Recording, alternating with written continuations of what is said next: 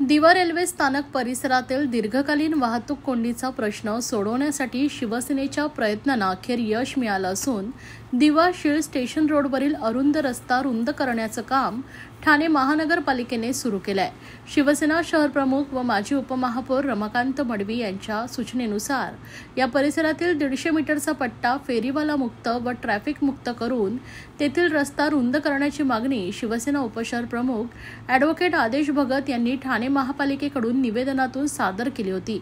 या निवेदनाची दखल घेत उड्डाणपुलाच्या शेवटच्या पिलर जवळील अरुंद रस्त्याचे रुंदीकरण सुरू करण्यात आले।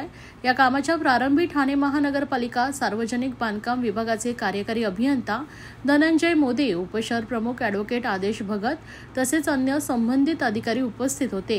या रस्ता रुंदीकरणामुळे स्थानक परिसरातील वाहतूक सुरळीत होण्यास मदत होणार असून प्रवाशांना व नागरिकांना दिलासा मिळेल असा विश्वास स्थानिक नागरिकांनी व्यक्त केला आहे।